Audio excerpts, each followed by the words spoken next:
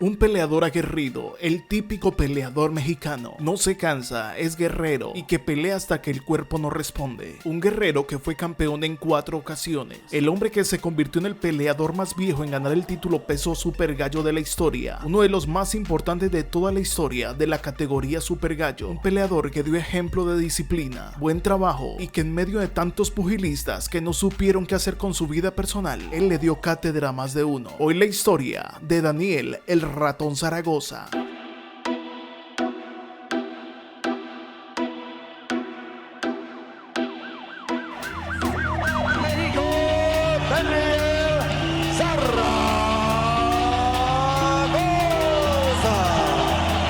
Zaragoza Bocardo nació en Ciudad de México el 11 de diciembre de 1957. Como es muy común dentro de los mexicanos, el boxeo hacía parte de su vida. Su padre había sido peleador profesional y sus 5 hermanos también hacían parte del mundo de los cuadriláteros. Su padre fue un conocido peleador llamado Agustín Zaragoza, conocido como Zurita, un hombre que hizo alrededor de 400 peleas, cuando un pugilista podía enfrentar hasta 3 encuentros en una sola semana. En este ambiente nació Daniel Zaragoza. Desayunaba, almorzaba y cenaba boxeo. Aunque él siempre ha sido muy sincero, él siempre soñó ser futbolista y se declaró toda la vida hincha del América de México. Pero encima de él había una presión. Toda su familia pertenecía al mundo del pugilato, así que para que en la casa lo dejaran de molestar, entró a su primer campeonato. Este sería el campeonato de los guantes de oro. Pero Daniel advirtió a su familia que él no tenía miedo de ser boxeador, solo que no le llamaba la atención, y le prometió a su padre: voy a entrar a los guantes de oro, quedaré campeón y después seguiré con el fútbol. Soy todo un hombre y me siento capaz. Eso era lo que le gustaba al Ratón Zaragoza, así que entró a la competencia y quedó en tercer lugar, esto en 1977. En lo que se preparaba para los guantes de oro, hizo algunas peleas y se convirtió campeón nacional. Después de que pasó el campeonato de los guantes de oro, era momento de retirarse y seguir con el fútbol. Pero como lo puedes deducir, nunca fue capaz de salirse del mundo de los cuadriláteros y se quedó sumergido en este deporte, tanto que llegó a convertirse 4 veces campeón mundial.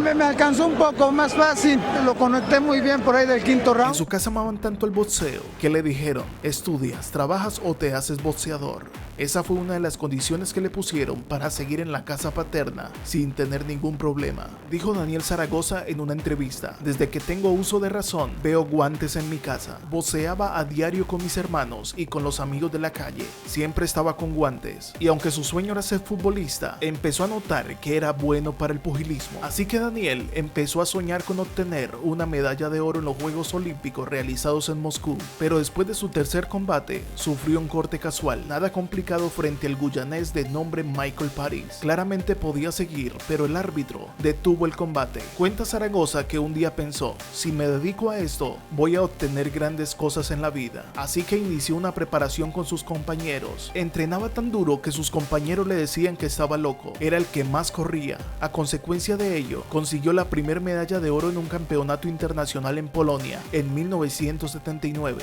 la única medalla dorada del equipo mexicano. Siguieron otros retos. Fue 5º lugar en los Juegos Panamericanos y medalla de oro en la Espartaquiada de Moscú y en el Latinoamericano celebrado en Argentina. Los botines de fútbol fueron cambiados por los guantes y Daniel Zaragoza empezó a cosechar triunfos en su carrera. Después de lo que él consideró como un robo de esa medalla olímpica, se desilusionó del amateur, así que dijo: tendría que esperar otros 4 años para ir por otra medalla. Entonces Zaragoza tomó una decisión: convertirse en profesional y lanzarse en búsqueda de su campeonato del mundo. Daniel Zaragoza debutaría el 17 de octubre de 1980 frente a Ernesto Gutiérrez, ganando su primera pelea por nocaut. Empezaría un camino para convertirse en campeón mundial al lado de un gran entrenador mexicano, Ignacio Beristain. Zaragoza necesitó 2 años para convertirse en campeón nacional de peso gallo el 4 de septiembre de 1982. Daniel Zaragoza, nuevo campeón nacional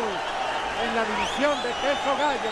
En aquella pelea tendría diferentes lesiones y en su carrera sucedió muchas veces. Era muy típico que corriera la sangre por su rostro. Era un peleador que se daba duro contra el que sea, sin tenerle miedo. Esta fue una de las grandes características que demostraron que Daniel Zaragoza siempre fue un guerrero. Aunque a veces al rival parecía que le superaran talento y en algunas habilidades, Daniel Zaragoza tenía que siempre pelearía hasta que estuviera tirado en la lona, pero no se rendía para ir en busca de los triunfos. 9 veces defendió el campeonato nacional hasta que después de tanto tiempo, el 4 de mayo de 1985, vio la primera oportunidad de un campeonato. Se enfrentó contra el norteamericano Freddie "La Piedrita" Jackson. En la pelea hubo cabezazo y sangre como siempre en las peleas del ratón. Todo acabó en el séptimo round. El desenlace del accidentado combate produjo que Jackson propinara un certero cabezazo a Zaragoza para producirle una herida de forma Y en la parte central de la frente. La hemorragia no paraba y el cabezazo del estadounidense produjo la descalificación para la Piedrita.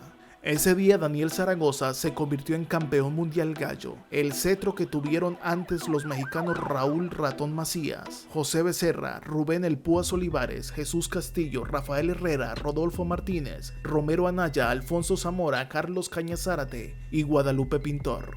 Aunque no todo sería dicha para Zaragoza, lo que le costó tanto tiempo por conseguir, solo lo pudo conservar algunos meses. El 9 de agosto de ese año de 1985, se enfrentaría contra un púgil colombiano, un hombre que era muy disciplinado, técnico y un peleador defensivo, uno de los más importantes pugilistas de Colombia, y te dejo la historia en las tarjetas. Dicho boxeador se llamaba Miguel Happy Lora. Ese día en Miami, el colombiano derribaría en 3 veces al mexicano, y aunque en una entrevista el mexicano aceptó que estuvo peleando varios rounds sin ni siquiera estar consciente de sí mismo, ese día que perdió el título demostró que aunque estuviera noqueado, podía seguir peleando. Este era el calibre de peleador que era Daniel "El Ratón" Zaragoza. Ese día también fue la primera oportunidad en la que Zaragoza besó la lona. Así es, habían pasado 30 peleas y Zaragoza nunca había caído al suelo. Aunque fue el fin del reinado efímero de Zaragoza en el mundo del peso gallo, esto no se quedaría así. El mexicano iría por más títulos. Dijo Zaragoza: "Esa derrota me dolió mucho. Yo sabía por qué había perdido. Mi manager y yo acordamos subir de división. Esa fue mi última pelea en peso gallo. Empecé a tratar de recobrar el campeonato mundial. Ya entrando a la categoría super gallo, entró perdiendo. La primera pelea fue contra el australiano Jeff Fenech. Ese día el australiano aplastó al mexicano, tanto que Zaragoza llegó a pensar que estaba acabado para el pugilismo. Es más, dijo: si vuelvo a perder me retiro". El 6 de diciembre de 1986 conquistó el campeonato super gallo de Norteamérica contra Mike Ayala y le llegó la oportunidad de lanzarse en la búsqueda del segundo título mundial. Esto sería el 29 de febrero de 1988 frente a Carlos "El Caña" Zárate. En el 10º asalto, el referee se interpuso entre los dos peleadores y decretó knockout técnico, pues Zaragoza había dado 2 golpes contundentes en la quijada de Zárate. Ese día iniciaría el segundo reinado, esta vez en la categoría super gallo. De este hizo 6 defensas, en la última fue vencido por nocaut en el round número 9 frente a Paul Behnke, también conocido como el Piel Roja, esto el 23 de abril de 1990. Este sería el único nocaut de la carrera de Zaragoza. Behnke masacró esa noche al mexicano. Para muchos llegaría el momento de que se retirara Zaragoza, pero no, él quería seguir adelante, así que Zaragoza no se desanimó y buscó la revancha. Pero Behnke perdió el título con el argentino Pedro Décima. Décima perdería ese título contra un japonés, pero a los 6 meses de haber ganado el título al japonés, se enfrentaría contra Zaragoza. Jikochi Hatanaka versus Zaragoza sería considerada la pelea de la década. El encuentro lo ganaría Daniel Zaragoza por decisión. Esto fue el 14 de julio de 1991. Para sorpresa de todos, el que terminó masacrado fue el japonés. Este sería el tercer campeonato mundial, segundo en el super gallo.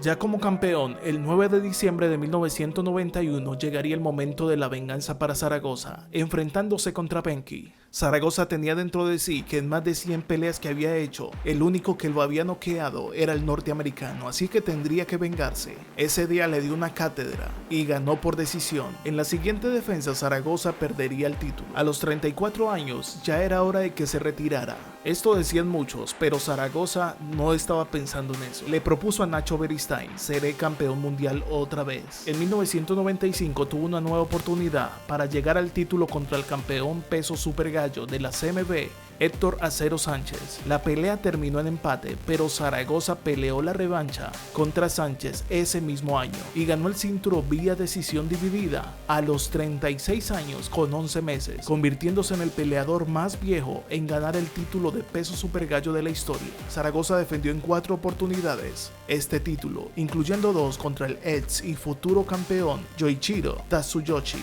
El 6 de diciembre de 1997 perdió el título contra el joven invicto de 21 años, Eric el Terrible Morales, quien noqueó a Zaragoza en el 11º round. Zaragoza se retiró después de la pelea a la edad de 39 años, con un récord de 55 peleas, 8 derrotas y solo 3 empates. De los 55 encuentros que ganó, 28 fueron por la vía del knockout. Y con estas palabras se despidió Zaragoza del mundo del pugilato. Daniel Zaragoza. ¿Tu carrera? Efectivamente sí, hoy me faltó un poco de pierna, de brazo, mañana me va a faltar un poco más de las dos cosas. Figura que es lo último, ¿verdad?